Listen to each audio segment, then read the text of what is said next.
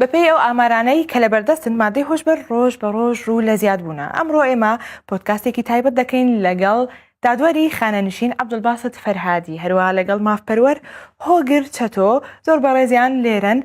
گفتگویەکی تایبەت دەکەین سەبارەت بە مادەی هۆشبەر و چۆنیەتی خۆپارێزیکردن لە مادەی هۆشبەر بە تایبەت بۆ چینی گەنجان. چی بکەین بە ئەوی خۆمان بپارێزی؟ جەنابی حاکم، یەکسەر دەمێ بۆ دەست پێ بکەم. گەنجێک مەسەڵەن گەنجێک وەکوون ئەگەر بیەوێ ببتە دادوەر دەبی چ بکە؟ گەنجێکی بی بتە دادوەر دەبی کۆلیزی یاسای تەواو کرد بیتن، پاشتر 5 ساڵ خزمەتی هەبیتن، دواتر دەوراتی مەحەدی قەزایی پەیمانگە دادوەریمان هەیە لە هەرێمی کوردستان دەکرێتەوە، تەقدیم دەکاتن و منافەسە پیا دەبیتن و ئیمتحاناتە و ئیمتحان شەفەیی و تەحریری هەیە و کە وەرگیرە 2 ساڵ دەخوێنی بە عەمەلی کە لە محکەمەکان دەوراتیان هەیە و نەزەریش دەرسەکان دەخوێنن کە ناجح بوو دەبتە دادوەر. بەسیتە یانی. کاک هۆگر، دەمێ بەوە دەست پێ بکەم لەگەڵ جەنابەت بارودۆخی کوردستان لە بەرامبەر مادەی هۆشبەر چۆنە؟ زۆر سپاس بۆ ئێوە بۆ ئەو دیدارە، بۆ ئەو دەرفەتە بۆی گفتوگۆ لەسەر بابەتێکی هەستیار بکەین. ئێمە لە چوارچەوەی ئەو پرۆگرامەی هەمانە کە کار لەگەڵ چاکسازیەکانەکەین، پرۆگرامەکە کە لەلایەن چەند ڕێکخراوێک و بە پشتگیری یەکێتی ئەوروپا جێبەجێ دەکرێت، سەرۆکارمان لەگەڵ بابەتی مادەی هۆشبەر نزیکتر بۆ تۆ چونکە چاودێری چاکسازیەکان دەکەین. بەداخەوە لە دنیا تەصنیفێکی با بڵێین نێودەوڵەتی هەیە بۆ کێشەی مادەی هۆشبەر. ئێمە سێ جۆر لە وڵاتمان یا ناوچەی جوگرافی بە دانیشتوانان هەیە کە پێک دێن لە کۆمەڵک ناوچەی جوگرافیا وڵاتمان هەنا کە تەنها مادەی هۆشبەر پێی تێدەپەڕی، ینی تێمپرەریە، ینی لێ ڕەتە بێ یا با بڵێن زۆرێک لە قاچاقچێتی پێوە دەکرێت. وڵاتی دووەممان هەیە ئەوانن کە هەم پێی تێتەپەڕی هەم خەڵکی هەیە بەکاری دەینی. جۆری سێم کە مەترسیدارترین جۆرە وڵاتمان هەیە موسەنیعە، ینی هەم دروستی دەکا هەم پێی تێپەڕ دەبی هەم بەکارهێنەری هەیە. بەداخەوە بەپێی ئەو سەرچاوانەی کە لە بەردەستدایە و هەموو ئەو مؤشرانەی هەیە، ئێمە عێراق و هەرێمی کوردستان ئێستا لەو قۆناغەدایە، ینی مادەی هۆشبەر بە بەردەوام بەپێی سەرچاوە ئەمنیەکان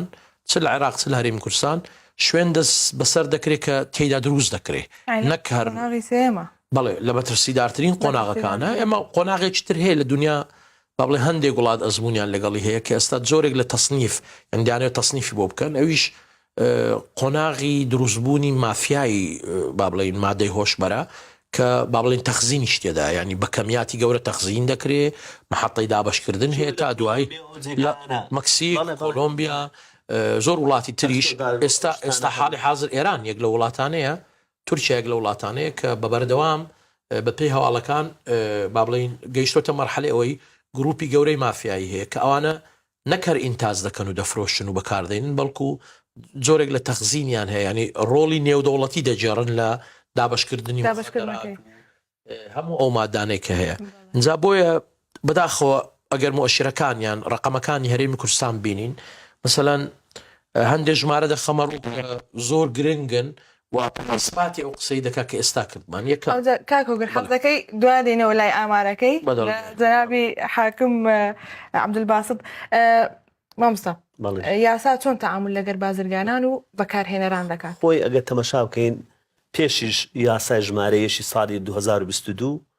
ئێمە یاسایەکی کۆنمان هەبوو لە عێراق پەیڕەو دەکرا کە یاسای ژمارە 68 بوو،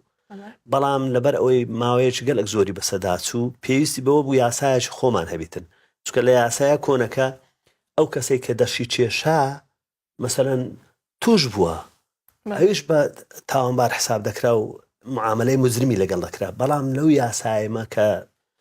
لە وەزارەتی سەحەی هەرێمی کوردستان هەوڵدرا، منیش ئەندامێک بووم لە داڕشتنی یاسایە، کار چەندە هەتا گەیشتە پەرلەمان و تەسویتی لەسەکرا زۆری گۆڕا، چونکە بە تەدوینی قانونی داچوو، دوایە چوو ئەنجومەنی وەزیران، دوایە چوو وێندەر، لە هەر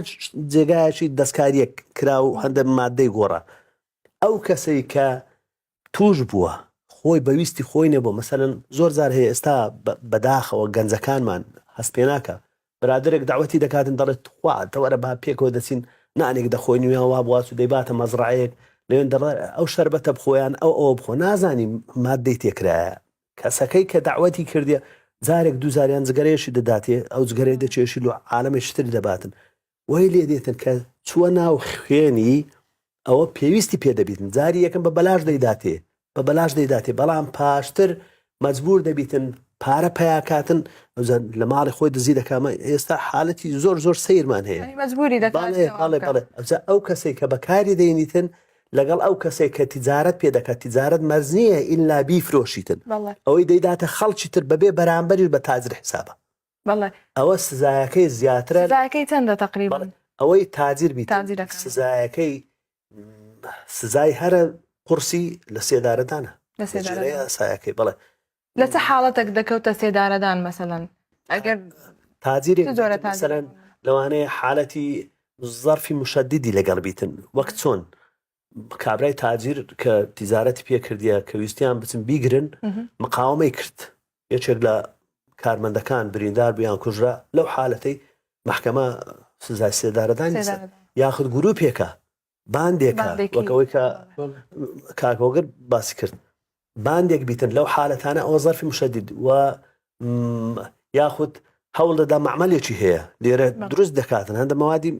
دروست دەکرێت چکە وەک ئەوەی کریستاڵ و ئەوانی تر کە خەتەرترین زۆریتی ئەوانە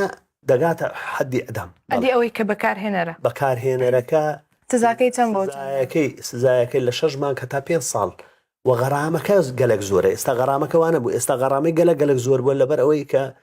سیاسەتی هەموو دەوڵەتی دنیاە بەرەو غەرامە دەچیتن بەرەو غەرامە دەچێت تا سزنەکان کەمتر بیتەوە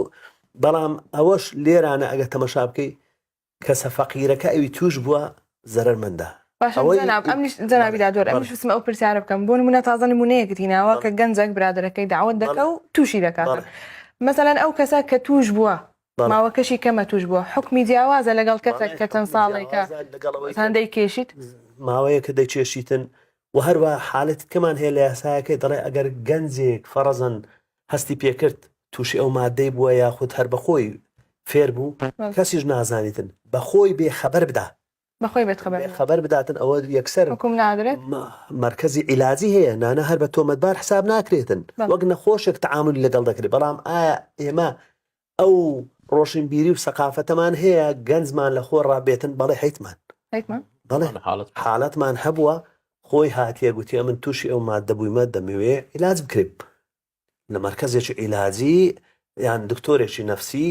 ماوادەکە ئەم دەرمانی تری دەبێت دەنووسی بەرەبەرەوە کە چۆن زگەرە دەچێشی کابرا دەوێت زگەری ترکە ئەینە هەمان شێوە بەڵام ئەگەر بگیرێتن ئەوە بە تعاملی ئەوەی لەگەڵ تۆمەتبار بەڵێ خۆشکاک هۆگر باسی ئامارەکانت دەکرد ئامارەکان ڕوو لە بەرزبوونە یان لە دابەزینە لە هەرێمی کوردستان لە چەند ساڵی ڕابردوویان بە دڵنیایی بەداخەوە لە بەرزبوونە بۆ نمونە ئەوانەی دەستگیر کراون ئەگەر بەس با بڵێن ئەوە بخینە ڕوو لە ساڵی 2019 تەنها 1992 کەس دەستگیر کراون کە ئەوانە هەردوو تایپی تێدا ینی بازرگان و بەکاربەر لە ساڵی 2020 ئەم ژمارە هەڵ دەچێتە سەرەوە بۆتە 1995 کەس لە ساڵی 2021 بوویتە 1943 کەس لە ساڵی 22 2022 کەس بووە لە ساڵی 2023 3290 کەس بوون ئەمانە بەشێکیان ئیفراد دەکرێن بەشێکیان حکومە درێن بەشێکیان تەوقیفن لە تەوقیفن بەڵام کۆی گشتەکەیەوە حاڵەتێکی تر یا ژمارەیەک کە بخینە ڕوو ئەوی شەرمەترسیدارە بەڕا با بڵێن لە ساڵی 2020 زیاتر لە 555 کیلۆگرام دەست بەسەر کراوە لە نێزە ئەمنیەکان لە ساڵی 21 بوویتە 927 کیلۆگرام لە ساڵی 22 بوویتە 1206 کیلۆگرام لە ساڵی 2023 گەیشتیتە 2009 زیاتر لە 2998 کیلۆگرام لەلایەن هێزە ئەمنیەکان دەست بەسەر مادەی جیاواز ئەمەش مؤشرێکی تری خەتەرە کە بەکاربەر و بازرگان زۆرتر بوون مادەکان زۆرتر بوون ئینجا بینە سەر حاڵەتێکی تکە گرنگە کە بەداخەوە ئەوەش مؤشرێکی خەتەرەوە ئەوەی کاک حاکم گوتی ئێستا ئاسانتر خێراتر بۆ ئەوانە ئێمە لە ساڵی 2020 تەنها 5 مادەمان دەست بەسەر کردووە زۆری ئەو مخەدرەی هەبووە لە 21 بۆتە 7 مادە لە 22 بوویتە 21 مادە یعنی کە مؤشر مۆدێل زیاد بووە مادە زۆر بووە مەسەلەن هێزەکانی ئاسایش کاتێک مۆدلێک دەدۆزنەوە ینی مادەیەک دەدۆزنەوە کە ئەو مخەدرە ئەو بازرگانانەی کە ئەو کارەکەن مادەیەشتر دێن ماوەیەکی زۆر بڵاو دەبتوان نازان مخەدرە دوای پاش مجموعەیەک خەڵک دەگرن متعاتینە لێکۆڵینەوەی تەندروستیان لەسەر دەکرێت دەبینن هۆکارە سەرچەکەی ئەو مادەیە کە ئەسڵەن خەڵک زۆر زۆر چۆن لە سەیدەلی وەریگرتیە بەداخەوە ئەو ژمارانە چمان پێ دەڵێن ژمارەی مەترسیدارن ئینجا لەوەش ژمارەیەکی تر هەیە کە ئایا تەنها فئەیەک هەیە مثلا زۆر جار لە زۆر کۆمەلگا هەیە لە ناو هەژار نشینەکان بڵاوە لە زۆر بڵێن مستەوایەکی معەن فئەیەکی معەن داتاکانی هەرێمی کوردستانەوەمان پێ دەڵێن 5% متعاتیەکان ئەوانەی تەمان دەست بەسەرکراون ئافرەتن دیقەت بدە یعنی بەس پیاوان نین مثل چۆتەناوە 15% لە خوار 25 ساڵن ئەوە بەشی زۆری خوێندکار و قوتابیان و ئەوانە دەگرێتەوە ئینجا ئەوەی تری لە سەروی ئەم ژمارانە هەمووی ئەومان پێدەرن کە بەداخەوە ئێمە بە شێوەیەکی گشتی دەتوانین بڵین زەنجی مەترسی لێداوە یعنی ئێمە لە بەردەم مەترسێکی گەورەین ئاسایشی نیشتیمانی هەرێمی کوردستان و عێراق لە مەترسیدا هەر لەسەرەوە ساسەش حکومەتی هەرێم ئێستا پێت وایە پێویستە ینی ساڵانە پشکنین بۆ قوتابیان لایەنی ئەمنی پشکنینی ناتاری بکرێتن یەکێک لەو ڕێکارانەی کە وڵاتی تر گرتووی تێدەبەر بێشک با بڵێین هەندێک ئەولەویەت هەیە من پێش خوێندکار و قوتابی بەڕێی من ئەزیزەی ئەمنی لە ناو ئەزیزەی ئەمنیش ئەوانەی کە بە تایبەتی مامەڵ لەگەڵ مادەی هۆشبەرەکەن چونکە چۆن مافیا دروستەبی کاتێک ئەم گروپانە خەڵک زەرعەکەن لەو دەستگایانە فەکەم شێوازی زەرعکردن هەزاران فلیمی جیاوازمان لەسەرەوە بینیە کەسبکردنی عناسیرە لە ناو دامەزراوانە بۆ ئەوەش ئێمە لە ساڵی 2021 پێم وابی ئەگەر ینی تاریخەکە ئەوە نەبی ڕایانانمان بە دیدارەی چاکسازی وزارتی پێشمەرگە کرد لەسەر با بڵێن مافی بەندکراوان لە چوارچەوەی ئەو بەرنامانەی هەمانە ئەو کاتە لە ئەفسەری سەرپەرشتیارم پرسی چەند حاڵەتتان هەیە لە لاتان گوتی بە حدودی 423 کەس لە لامان دەست بەسەرن چونکە وەزارتی پێشمەرگە محکەمە و ئەوەی تایبەتی خۆی هەیە عادەتەن ئەو من با بڵێن کەی گەیشتنم لۆ هەیە ئەوە کێشەکان چێ مەسەرەن پێشمەرگێک ممکنە فشەکی فرۆشتبی چەکەکەی ئەوە کردبی بەشەر هات بن لە نێوانخواان نزا لێم پرسی ئاساییە بپرسم تۆمەتەکانیان چییە ساوای لە لاتان دەرچوو 325 کەسیان لەسەر بەکارهێنانی مادەی هۆشبەر گیراون ئەمە مؤشرێکی یعنی ئەوەمان پێدەڵێ و قسەی جەنابتە کە بەڕێی من ئێستا کاتی ئەوەیە سەرۆکی حکومەت بەرپرسانی حکومەتی هەرێم ئەم دەستگانە ناچارکەن هەموو ما بە شێوەیەکی دەوری فحوساتی طبیان بۆ بکرێ و بە عنایەتیش ئەو فحوساتە بکرێن نەک بڕۆڕەقەیەک بێنە بزانێتیانە دەکرێت شتێشتر بکەین ئێستا ئێمە مەسەلەن کە هەر کەسێک تەقدیمی هەر کولیەیەک دەکاتن ئەوانەی خاستن کولی عسکەری و شورتە و ئەوانە دەبی عەدەم محکومیە بباتن دروستە شتەچی هەر هەینێ کە فەحسی ئەوەش بکرێ مەوادی مخەدریش بزان لە جسمی هەیە یاننا دروستە دەردەکەویت بەڵێ ئەو کاتە یەک لە شەرتەکان و هەروها ئەو مختبەراتانەی طبی کە هەیە لە وەزارەت سەحە دەکرێت هەر نەخۆشێک دەچیتن کە داوای ئەوەی دەکاتن فەحز دەکاتن یا دکتۆرێک لە بۆی دەنووسی یەک لە فەحسەکان با فەحسی مادەی مخەدریش چی تێدایە بزانین کەسەکایەتیانە ئەو کەسەی کە لە ناو خوێنی بیتن لەوانەیە بەخۆی هەست پێ نەکاتن یعنی شەرم بکاتن بەڵام دکتۆرەکە جزئێک لە عیلاجەکە ئەو جۆرە عیلاجە لەبوودا بنێتن کە چۆن باشە جەنابی حاکم پرسیارێک سزادانی تۆمەتبارەکان با بڵێن ئەوانەی کە بەکاری دەهێن مادە لەگەڵ مادە جیاوازە بۆ نمونە کەسێک کە هیرۆین بەکاردێنێ یان کەسێک کە حەشیش بەکاردێنێ خۆی بزانە هەموو جۆرە مادەکان مادەم بێهۆشت دەکاتن بێهۆشکەرە وەک یەک حساب دەکرێت بەڵام کەمیەکەی ئیوایە 5-6 غرام بەکاری هینا ئیوا هەیە دەبینی نیو چیلۆ لە جیرایە دەڵێ وڵا بۆ بەکارهێنانی خۆمە و فەرقی هەیە کەمیەتەکە فەرق دەکات جۆرەکەشی هەندێکی لە هەندێکی خەتەرترە هەندێکی خەتەرترە ئێستا مەسەلەن مادەی کریستاڵ ئەگە تەمەشا دەکەی بەسێ راپۆرتەکە خواست هەمووی پیسترە هەرزانترە لە هەمووی هەرزانترە دروست دەکرێتن میتادۆل لە هەمووی هەرزان حەبێکە بەڵام کریستاڵ 30 بۆ 40,000 بۆ گرامێک دەبزانە ئەوانە چونکە زۆرتر خەڵک دەتوانیت بەدەستی ئەوەی مەبەستی بی بەدەستی بکەوی و بەدەستی بگاتێ لەبەر هەندێ محکەمەش تعامل لەگەڵ ئەو جۆرە مادانان لەوانەیە قورستر بکاتن ئەوزە لەسەر شخصی متهم ڕادەوەستن ئەو کەسی تۆمەتبارە دێتە بەردەمی محکەمە سەیری کرد ئەوە تاوانبارە کە حکمی کرد خطوڕەتی ئەو شخصی و ئەو ماوەی کە پێویستی پێ هەیە لە بۆ عیلاج ئێستا لە مادێشتر هەمانە لە یاسایەکەی دەڵێتن ئەو کەسەی کە دەگیرێتن دەبی 6 مانگ جارێک راپۆرتی پزیشکی فحص بکرێتن ئایا بزان چ نسبەتێک لە ناو جسمی مایە ئایا پێویست بەداخەوە ئەمە ئەو فحصەمان هەتا ئێستا احتیماممە پێ نەدا مع العلم ساڵ 2022 یاسایە دەرچووە یعنی بەجێرەی پێویست نییە و هەروەها مەراکزی عیلاجی دەبی بکرێتەوە لە شارەکانی بەجێرەی پێویست لەوێن دەر ئەو کەسانەی موشیاری بڵاو بکرێتەوە لە ڕێگای ئەو نوع بەرنامانە پێت وایە ئەو پرسیارم لە بۆ هەردووکتانە پێتان وایە پێویستە هەفتانە باشە هۆشیاری لە قوتابخانەکان بکرێت بە تایبەت لە مەرحەلەی بنەڕەتی ها پۆلی 7 و 8 و 9 ئەنی ئەو تەمەنە بەزدی خەتەرترین خۆناغا پێویست پێ هەیە پێویستە هەفتانە هەبی من وەزارەتی پەروەردە لە ناو با بڵێن پرۆگرامێکی تایبەتیان هەیە بەشێکی ئەو پرۆگرامە کە با بڵێن خوێندنی کراوەی پێ دەڵێن تایبەتە بە مەسئلەی مادەی هۆشبەر بەڵام لێرە دوو تێبینی هەیە یەکەمیان دەبێت مامۆستایانی بەڕێزی کە ئەو مادەی دەڵێنەوە ڕایانیان پێ بکرێت چونکە زۆر جار لەگوتری دەبێت مامۆستایانی ئاینی لە وەزارەتی پەروەردە خەڵکی تر قسەی لەسەر بکە بەداخەوە هەندێک جار لە نەزانینی قسەکردن لەسەر ئەو بابەتانە دەبێتە تەرویج وا لە خەڵکەکەن با بڵێن بیری لێ بکەنەوە چۆنە تاقیکردنەوەیان لە بۆ دروست بێتن بۆیە بەڕای من دەبێت هەنگاوی یەکەم جگەلەوەی ئەو مادەیە هەیە و جگەلەوەی هەردوو هەمومان کۆچین کە دەبێت ئیتر ڕوبڕووی ببینەوە ناکرێت بە دزی ببینێتەوە یان بەڵێن باسی نەکەین چونکەەوە ڕۆژی بە ڕۆژی ئەگەر یە منداڵەکانمان خانەوادەکانمان خۆمان تووشی بین بەبێەوەی ئیرادەمان بۆ ئەوە هەبێت بۆیە بەڕێی من یەکەم دەبێت ڕاهێنان بە مامۆستایانی ئاینی یعنی مەرج نییە هەموو بەڵام ئەوانەی کە لە خوتبە دەدەنەوە پێیان بگوترێت چۆن باسی دەکەن ئەگەر تۆ معلوماتت چکەوە مەسا علمی شەریعە نییە لە قورئان و لە سونەت بینی ئەو کە خوێندیتی علمێکە زۆر جار سپۆڕی تایبەتی هەیە ڕاستە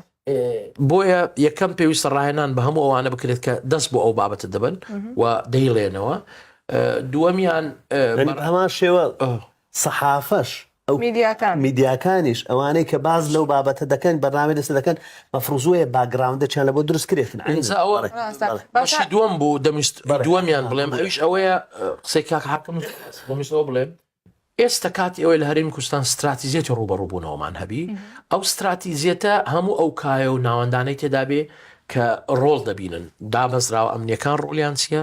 دامەزراوە تەندروستیەکان ڕۆلیان چکۆ بەشێکی تەندروستیە دامەزراوە تایبەتمەند و بواری هۆشیاری مەسە وەزارەتی ڕۆشنبیری و لاوان ڕۆلی گەورەیە بەدایان سەنتەری لاوان هەیە ڕێکخراوەکانی کۆمەڵی مەدەنی ڕۆلیان چیە مێدیا ڕۆلی چیە هەر یەک لەو دامەزراوانە دەبێت لە چوارچەوەی استراتیزیەتێک بەلایانی کە لەو استراتیزیەتە ئامانزی یەکەم ئەوە دابنین کە کوردستان شوێنێکی ئارام نییە بۆ ئەو گروپانە بۆ ئەو کەسێک کە بازرگانی بە مادەی هۆشبەرەکە سزای ڕادع و توند هەیە و دووەم لەو استراتیزیەتە ئەو حاڵەتی شەیم عیبە لابین ئەو ئینسانە لە ئێستادا نەخۆشە خانەوادەیە کە منداڵەکەی توش بووە بیشارنەوە زەرەر دەکەن خەڵکی تر توش دەکات بەقەدەرەوەی دەبێ ئەو هۆشیاریە گشتیە دروست ببێ چۆن ئێمە مامەڵە لەگەڵ ئەو حاڵەتە دەکەین و چۆن دامەزراوە تایبەتمەندەکانی لێ ئاگادار دەکەینەوە چونکە بەڕای من ئەگەر هات و دەوڵەت و دەسەڵاتەکان لەگە خەڵک پێکەوە هاوکاری نەکەن ئەم حاڵەتە نایەتە پێش کە چاوەڕوان دەکەن کە ڕوبەڕووبوونەوەیکی هەمەلایانەیە مەسەڵەن ئێستا ئەو نمونەیە دەکرێت پێوانە بکەین بە بارودۆخی ئاسایش لە هەرێمی کوردستان خۆ لە هەموو سەری کۆڵانێک پۆلیس و ئاسایشێک نۆستاوە لە هەموو ماڵێک نییە بەڵکو عێلاقەیەکی تەندروست لە بینی خەڵک و دەوڵەت دروست بووە لە پێدانی زانیاری و معلومە هەر شتێکی غەریب تو دەبینی دەچی تەبلیغەکەی بۆیە بەڕێی من بۆ مخەدەراتیش دەکرێت ئەو میکانیزمانە بەکاربێت لەوەش دوای باسی میکانیزمەکانیش دەکەین بە قوڵتر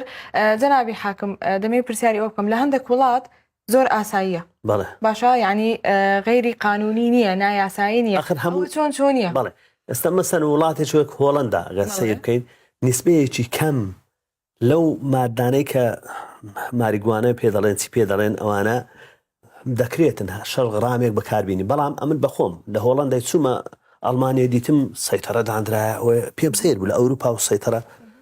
پرسییم لە خانەخوێیەکەم پرسی گوتیەوە بەس تاقیبی موادی مخدر دەکەن ئەوانەی کە لە هۆڵندای دێنەوە ئێرە هەندێک لەگەڵە خۆیان دێن یەکسەر ئەوجا سەیتەڕەشەوەی ئێمە نەبوو لەلایەک ڕاوەستا بوو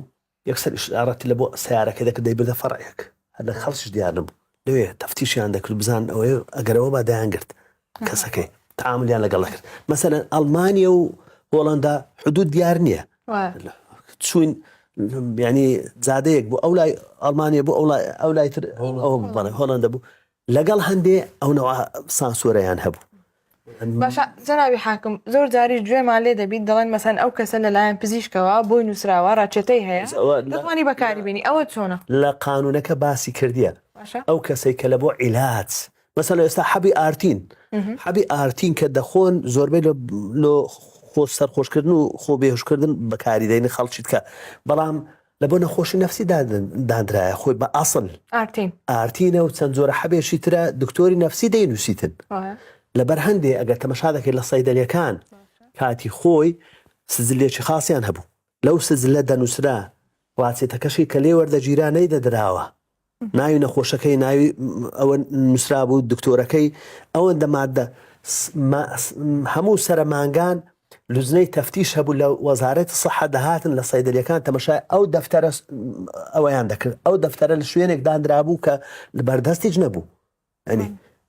ئەو ئالیەتی ئێستا لە یاسایەکەش هەیە دەڵێت دەبی وەزارەتی سەحە لوزنەی تەفتیشی هەبیتن بچیت لە سەیدەلەکان بەڵام ئایا ئێستا ئەمە هەموو سەیدەلەکانمان بەو شێوەیە تەمەشا دەکەی لە کۆڕانەکان دەیان معاون طبی دەرمان دەفرۆشی کەس نازانێت دەرمانێک و هەروها هەر ئەوێ ڕۆژێ چەند ڤیدیۆیەکم دیت بەخۆم لە سۆشیال میدیای بووە سایدەلەیەک کە چەکمەجەکەی دەکردەوە چەکمەجەیەکی دیکە هەبوو لە ناوی بوو کە دەیکردەوە بنەوی هەمووی شتی غێری قانونی تێدا ینی حاڵەتانەش زۆر کاک هۆگر باسی ئەوەی کرد هەندە شوێن هەیە وەچی مرور معسکەر مروری پێ دەڵێن دەرمانەکە پێ تێ دەپەڕێت بەڵام لە ڕووی علمی تعامل لەگەڵ مخەدەرات دەڵێ هەر شوێنێکی عبوریش بیتن سەتادەی ئەو مادە لەوێ سەرف دەبیتن دەڕوە ئەوجا ئایا ئەو کەسەی دەیواسیتەوە دەیباتن کارمەندەکەی ئەوی مراقەبە دەکا یا سەیتەڕەی هەیە ئێستا ئێمە بابەتێکی تری زۆر خەتەرمان هەیە ئەو مادانەی دەگیرێتن لە مەحاکم دێ محکەمە قەراردا ئیتلاف بکرێتن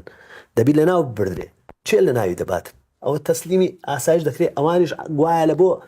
سەحەی دەنێنەوە ئایا لە سەحەی ئەو نەوە معمەلەمان هەیە کە ئیستفادەی لێ بکاتن لە بۆ معمەل دەرمانی وامان نییە ینی بەو شێوەی ئەو هەموو کەمیە زۆرەی تعامل پێ بکاتن بۆیە لە یاسایەکە ئێستا تەمەشا دەکە لە یاسای عێراقیش و لە ئیخۆمان دەڕێن لێژنەک دەبی پێک بێتن دادوەرێک سەرۆکی بیتن لە بۆ لە ناوبردنی ئەو مادانە چونکە کە لە ناو نەبردرا لەوانێت تعاملی پێ بکرێت جارێشتر باشە جەنابی حاکم باسیەوەت کرد گوتت لە هەر شوێنێک بڕوە سەتادەی سەرف دەبیتن دەمەوێت ئەو پرسیارە بکەم هەر بە پێی راپۆرتەکان دەڵێن لە سۆران واتە لە باشوور لە سۆران و لە باکوور لە شەمزینان زیاترین مادەی هۆشبەر تەوزیع دەبیتن ینی حاڵەتی وامان مناطقی حدودی بەخۆ لە هەموو وڵاتی دنیاە مناطقی حدودی ئەوە زیاتر بەڵێ تعاملی پێ دەکرێت چووکە ئێستا چەند بابەتێک هەیە لە بۆ پارەی زۆرت بەدەست دەکەی و جهودی کەمتر تجارەتی دەرمانە تجارەتی سلاحە تجارەتی مخدراتە تجارەتی دەولیان ممنوع ئەو جەرائم دەولیە ئەوانە مخدرات یەک لەوانەیە ئەتون لەبەر هەندێ جەنابەت باس کرد لە کۆلۆمبیا ئەو جیانە مەکسیک و کۆلۆمبیا و ئەو شوێنانە تەمەشا دەکەی فلیمەکان تەمەشاکە ئەکسۆدار و نازانم وڵاتی بردیە ئەوانە حکمی کۆلۆمبیایان کردی مەسەلەن لەبەر هەندێ تەمەشا دەکەی ئێمە دەبی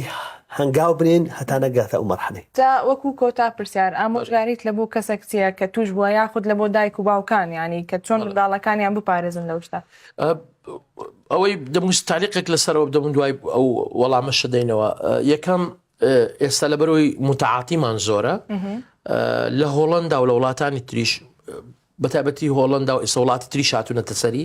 مامەڵە لەگەڵ ئەو باردۆخە دەکەن وەکو نەخۆشی سوکەری و زەخت و ئەوانە هەر مدمینێک کارتی هەیە بە پێی ئەو کارتەی لای پزیشکی تایبەتمەند جورعات وەرەگری بۆ عیلازی لە هەرێمی کوردستانش مادام ژمارەی بەکاربەرەکان زۆرن حقیقت پێویست بۆ دەکاتن بە جۆرێک لە جۆرەکان بیر لەو بابەتە بکرێتەوە لە ڕووی تەندروستیەوە چونکە ئێمە هەتا ئێستا مەراکزی معالەجەی ئیدمانمان نییە هەموو ئەوانەی بەداخەوە هەر نمون ینی ژمارەیەکی کە بخەمە ڕوو ئێستا ئێمە لە هەرێمی کوردستان بەنزیکی 5900 بەندکراومان هەیە ئەنای حکومیان دەرچووە لەو 5900 نزیکەی زیاتر لە 2000یان بەکاربەر و بازرگانن مخدرات ئەوانە خۆی ئێستا بەپێی قانونی تازە نابێت لە سجن بن دەبێت لە مەرکەزی معالەجەی ئیدمان بن بۆیە ئێستا هەوڵێکەیە لە دهۆکە و لێر سلێمانی ئەوە بکرێتەوە و بۆ دایک و باوکانیش حقیقت ئەوە پێویستەکە یەکەم شتێک لەسەرەوە بخوێنەوە ببینن چۆن بزانن منداڵەکەیان تووشی ئەو حاڵەتە بۆ دووەمیان هێز و لایەنە تایبەتمەندەکان ئاگادار بکەنەوە بەنیەتی ئەوەی کە بین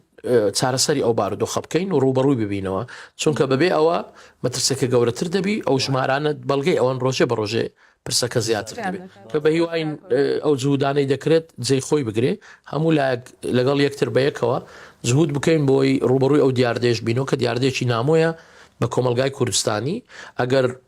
کاک حاکم لەمە باشتر بزای لە تەمەن 50 ساڵ بگەڕینەوە دواوە بە دەگمەنێکە کە دەبینی بڵێن مدمینەیە حاڵەت 10 ساڵ پێش ڕاپەڕین لێکۆڵەرەوەی دادی بووم یەک حاڵەتی مخدراتمان هەبوو یەک حالەت 8 کەس بوونیژدا بوون کە عەقید ڕوکنێکی عەرەب ئامیر لیوا بوو لە مەنتقەی عەرعار 2 کیلۆی هینا بوو لێرانە فرۆشت بووی خۆ لێرە نەگیرا بوو لە جنوب کە گرتیان بەرە هات بوو لێرەش مەجموعەیە بەکاربەری هەبوو هەموو جیران و ئیحالەی محکەمە کران ئەو کاتی ئیحالەی محکەمەی سەورە دەکران عەقیدەکانی ئیعدام کرد لە کاتی گەرمەی شەڕی عێراق و ئێران بوو کە سەدام پێویستی بە جوندیەکیش بوو نەک بڕێ عەقید ڕوکنێک کە ئامیر لیوای بەڵام خەتەری مادە هۆشبەرەکەی زیاتر بوو لە ئەوەی یعنی مانەوەی ئەو عەقیدەی لە جەیش دەبووە سەبەبی ئەوەی خەتەرێکی زۆر زیاتر دروست کاتن جەنابی دادوەر کۆتا ئامۆژگاریت هەر کاتیشمان نەماوە بزانین کۆتا ئامۆژگاریت بەتایبەت لە بۆ ئەو داک و بابانەی کە ها مەسەلەن منداڵەکانیان زیاتر دەستنە کافتریا سەردانی کافتریا دەکەن وەبزانم ڕیسکەکە لە کافتریا ینی زیاتریشە دا کۆتا ئامۆژگاریت چێ کۆتا ئامۆژگاریم ئەوەیە ئێمە هەوڵ بدەین هەر دایک و باوچێک چۆن منداڵەکەی فێرە جگەر شێشان دەبیتن حەول دەدا عیلاجی بکاتن و خۆشی باوکەکە لە پێشی جگەرە نەچێشتن ئێستا چووکە حالەتی وامانێ عیلی دادەنیشن پێکەوە مخدرات دەخۆن لە ناو نێرگەلەیە و هەروها ئێمە مەفروض وە بوو کە ئەو یاسایە بەخۆم لەگەڵ بووم لە دانانی تاکیدمان لەسەر مەراکزە عیلاجیەکان دەکرد پێشتر مەرکەز عیلاجیەکانمان دروست کرد بە ئەو جا یاسایەکەمان تەطبیق کرد بە مەراکز عیلاجی زۆر مهمە و خەڵکیش وشیارەکی هەبیتن ئەو کەسەی تووشی مخدرات بووە وەک نەخۆشێک سەیری بکاتن ئەوەی فێرە کێشانی بۆ نەک تازیرەکە گەورەترین سزا بدرێ هێشتا ڕەکەمە بەڵام ئەو کەسەی کە توش بووە بە ناچاری برادێک تووشی کردیە دراوسەیەک کەسێک تووشی کردیە و فێر بووە شەرم نەکاتن خۆی شەرم نەکات کە سوکارەکەشی بێن لە لای هەرسنەبی ئەگەر مەرکەزی عیلاجیشمانە بیباتە لای پزیشکێکی دەرونی پزیشکەکانی دەرونی دەزانن چۆن عیلاج دەکەن چۆن نەخۆشی شیزۆفرینیا هەیە نەخۆش کە ئابە هەیە نازام چه هەیە ئەوەش زۆرێکە لە نەخۆشیەکان ینی شەرم بەخۆ نەبیتنەوە مامۆستایەکان و ئیدارەی قوتابخانەکانیش تعامل لەگەڵ قوتابیەکان بەو شێوە بکەن ئەوانەی کە توش بوونە دەستخۆش بۆ دادوەری خانەنشین عەبدولباست فەرهادی و مافپەروەر هۆگرتە تۆ دەکەین کە لەم پۆدکاستە تایبەتە لەگەڵمان ئامادە بوون بە هیوای ئەوەی کە ڕۆژ بە ڕۆژ لە هەواڵەکان ئاماری کەمبوونەوەی بەکارهێنەرانی مادە هۆشبەرەکان ببیستین بێبەڵا بن دوور بن لە مادەی هۆشبەر هەر شاد بن